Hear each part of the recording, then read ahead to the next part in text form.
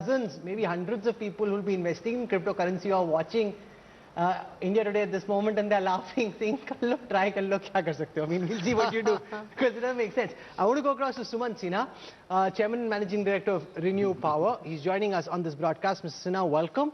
Your thoughts on the big picture that you think the budget is seeking to send, and how are you decoding it? Yeah, thank you, Rahul. So look, I think it's a fairly I would say a budget that has met one's general expectations by being growth oriented. In other words, which is not focused on just cutting the fiscal deficit and is also giving a glide path which allows for a 4.5% fiscal deficit all the way till 2025. In addition to that, I would say that the money that has thus been obtained by the government has been spent quite, I would say, generally speaking, wisely. It has focused on setting up a number of things in the infrastructure side particularly. It has looked to boost healthcare spending, which is, of course, quite critical. And I think all in all, it has tried to put a focus on growth orientation rather than going in and trying to cut the fiscal deficit or giving away handouts and so on. So I think longer term, it's actually fairly positive for the economy because I think it creates a very good platform for long-term sustained growth. Okay, stay with me, Sumant, because some of the big announcements have been around healthcare. The Health Minister, Dr. Harshvardhan, is speaking at this time. I just want to dip in and listen to what the Health Minister is saying about how he intends to use the additional revenue, the additional resources being made available to him. For One Health, ये हमारा जो regional research platform हम लोग विकसित करेंगे world health organisation के south east Asia regional office के साथ मिलकर।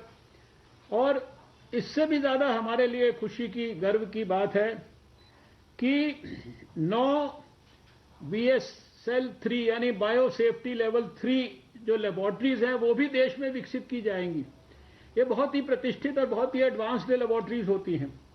हमने सुना होगा कि जब कोविड की जंग शुरू हुई तो देश में एक ही जगह पर जांच होती थी, NIV पुणे में, national institute of virology Pune में। अब सरकार ने तय किया कि ऐसी 4 और regional national institute of virology ये देश के अंदर स्थापित किए जाएंगे। अभी तक जो पिछले समय में भारत ने ही विकसित किया इंडिजिनस न्यूमोकोकल कॉन्जुगेट वैक्सीन, इसको अभी केवल 5 स्टेट्स के अंदर बच्चों के लिए यूनिवर्सल इम्यूनाइजेशन प्रोग्राम में उपलब्ध कराया जाता था। अब ये वैक्सीन भी देश में सभी स्टेट्स के अंदर सभी बच्चों के लिए यूनिवर्सल इम्यूनाइजेशन प्रोग्राम में इसको उपलब्ध कराया जाएगा। और एक रफ अनुमान है कि इसके कारण 50,000 से ज़्यादा जो बच्चों की, छोटे बच्चों की जो मौतें हैं उनसे उनको बचाने में बहुत बड़ी सहायता मिलेगी। हम सब जानते हैं और विश्व स्वास्थ्य संगठन ने भी हमेशा ये कहा है कि हेल्थ में पोषण का, न्यूट्रिशन का, सैनिटेशन का, स्वच्छ जल का, ये सारी चीज़ों का बहुत बड़ा योगदान है।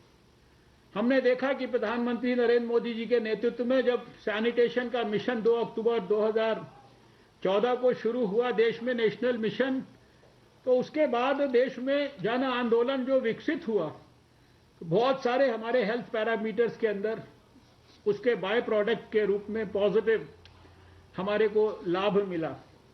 अभी इन सब फैक्टर्स को भी हेल्थ और उसका वेलबीइंग इसको ख्याल में रखते हुए बड़े पैमाने पर स्ट्रेंथन किया गया है। इसके लिए मैं स्वास्थ्य मंत्रालय की ओर से विशेष रूप से फाइनेंस मिनिस्टर को और प्रधानमंत्री जी को धन्यवाद करना चाहता हूं। मिशन जो पोषण अभियान हमारा है उसका जो 2.0 जो हमारा नेक्स्ट फेज है वो 112 एस्पिरेशनल डिस्ट्रिक्ट्स में नए पैमाने पर इम्प्रूव करके उसको लागू किया जाएगा। जल जीवन मिशन में 4,378 लोकल बॉडीज और 2.86 करोड़ घरों में साफ पानी उपलब्ध कराने के लिए, कनेक्शंस देने के लिए, और खासकर जो 500 अमृत शहर हैं, अमृत सिटीज हैं, उनमें लिक्विड वेस्ट के मैनेजमेंट के लिए जो सारी टेक्निक्स का इस्तेमाल करते हुए इस जल जीवन मिशन के ऊपर अगले 5 साल में 2,87,000 Powerful message in this budget, Mayor Sharma, is that healthcare is finally getting the kind of importance it always deserved in this country, but never really was accorded to it. Well, I think that if it doesn't get it this year, when is it going to get it? Rahul? Absolutely. I mean, it's essential. I think we're going to have to look very closely at these numbers that they have produced for the vaccine rollout. How is that going to be spent? It looks like a large sum, but it may not just be on single doses. It may also be that you're including the amount you have to spend on cold chains, on creation of that kind of infrastructure. So then the question is it dual-use infrastructure? Who's going to be creating it for you? There are a lot of questions there, but do we still have Sumant with us now? Yeah, Sumant Sinha is with us. Mihir has a question for him. Go ahead. Sumant, I wanted to ask you a couple of things. First, and I'll ask you both questions together. First, what do you think of the new development finance institution? Do you think that there's a possibility here that it'll get the kind of flows into the, into long-term infrastructure that you and I have, we've talked about several times? And the second question is the renewable sector. As far as I can see, it's something that you're involved with, but you've got you've got some new duties that have been put on solar lanterns and so on and so forth. But what about this investment in a power grid investment trust? Do you think that that's going to be some way in which your sector will perhaps see some positives in terms of a grid that is more prepared for renewables build-out? No, look, I think for the power sector as a whole and for renewables in general, I think there is a lot that the FM has announced. Number one, of course, you talked about the Development Financial Institute. Not only has that been set up, but it's also been capitalized with a corpus of 20,000 crores, close to $3 billion. And the expectation that the finance minister said is that this entity should disburse 5 lakh crores in the next 3 years, which means almost $70 billion over a 3-year time period, almost $20 billion a year. Now, that's a pretty immense number.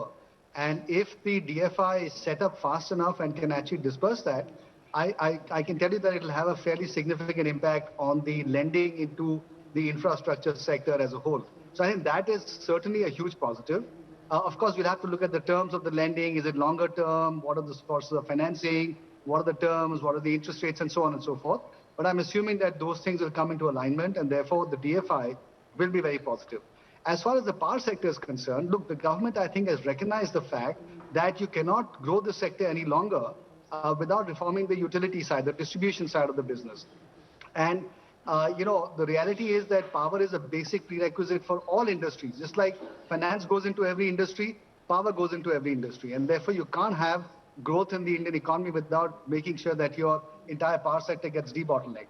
And so what they've done is they've announced a 3.05 lakh crore scheme over a 5-year time period, essentially meaning close to about $40 billion of investments, $8 billion a year, to those utilities that invest in smart meters, agree to reduce their AT&C losses and improve their efficiency in terms of ability to absorb renewable energy. So that is a huge big positive. In addition to that, she talked about giving choice to consumers, which I think is terrific, not just for the sector as a whole, but also from a consumer standpoint. So that, I think, is the third big thing that she's done, which is quite a big positive. Then, of course, apart from that, there were a few other announcements around capitalizing SECI better or IREDA better, which are both entities that impact the solar sector. One big thing that was missing, which hopefully will get announced soon, is the issue of customs duty on solar panel imports, because we have to make sure that we have that manufacturing in India. But I think all in all, a tremendous step forward in the power sector as a whole, which is, as I said, a basic building block of the economy, and within that, for renewables in specific. So I think quite good marks to the government for all the announcements they made in that regard today. Let's spend a moment talking about the fiscal deficit and the fact that the estimated fiscal deficit for the year that we're in is 9.5%. And what happens then to all the fiscal responsibility targets that had been set?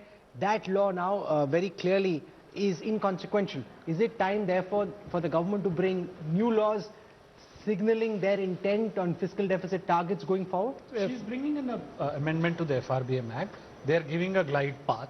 I think the FRBM Act, when it was done by, interestingly, Suman's father, intent was to bring attention to it, and the FRBM targets in history has never been met. So it is like the Sunday sermon, you try and practice it for the next 6 days and then you again go to the Sunday sermon. So the aspect that a pandemic like this brings practices into sharp focus. So obviously if the disinvestment happens, all the issues are sorted out, then you might get a 5.5, 6.8 in 3 years' time. The question that you are asking is whether there should be a fiscal responsibility bill and whether this legislation has any relevance or meaning at all. I think it is necessary, at least there is some constraint, even if it is not binding on the government on how it spends money. So there is a sense of embarrassment, if not shame, when they miss the target. But the good thing is, unlike expectations that the government may need to introduce some kind of new taxes to bolster their revenues, given the pandemic and the desperate need for revenue mobilization, no such thing has been done. So that not being present in the budget speech by itself, Mr. Garg, would you think of as good news for those who are watching? See, FRBM Act is dead. Right? The story is over. Whether you make an amendment to give a new glide path, etc., is all irrelevant. It's effectively dead. It should be pronounced fully dead. The trouble, it?